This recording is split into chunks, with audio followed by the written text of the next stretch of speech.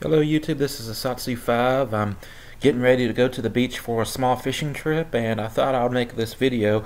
I tried filming it last night, and I filmed it, and for some reason my computer's not accepting my SD card. So instead of having a shot at a tabletop and you have stuff to look at, I thought I'd just film it on the webcam. So basically I wanted to talk about smartwatches, and I guess you could say regular watches. This was pointed out to me on a watch channel, and I didn't really give it much thought until it was pointed out to me. And what the guy's point was not to buy precious metal smartwatches. And the reason being, in about 5-10 years, that smartwatch is going to be obsolete. And it's probably not going to be working correctly. It's not going to have the greatest and newest features, and it's going to be not very popular to wear. And so he's like, yeah, don't buy the gold smartwatches or whatever. His point was that automatic watches, even quartz watches, I think kind of fall in the same category, but of course they're a lot more affordable, so it doesn't really matter. But if you're going to spend a lot of money on a watch, you spend money on a good automatic or a good mechanical or even a high-end quartz watch, and it will last many years. I got watches from the 20s that are still ticking, and those watches that are over 100 years old that are still ticking. And this watch will probably outlast me, be able to hand it down to my kids, and they'll be able to enjoy it.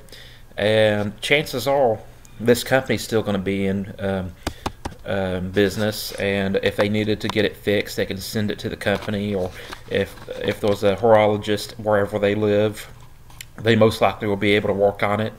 But the smartwatch, once it's out of date, it's out of date. It's pretty much trash. It's not going to be worth anything, and they don't hold their value, and they're just not a great investment.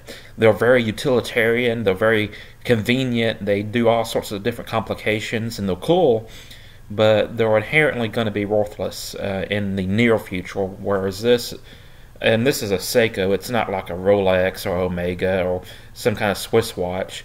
This is going to hold its value not just monetarily, and it's probably not going to hold its value monetarily very well, but better than the smartwatch. But it's going to hold its practical value a lot longer than the smartwatch. And that's something to think about when you're shopping for a watch.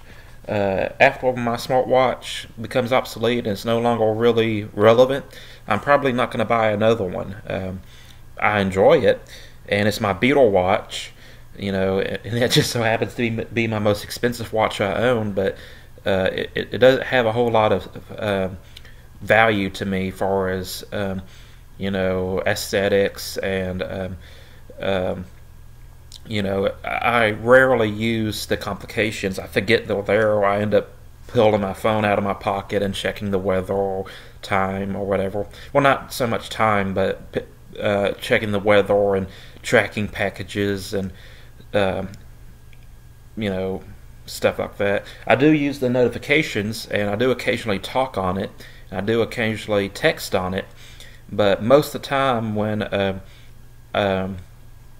I want to check the weather or track a package, I most likely reach for my phone to do that.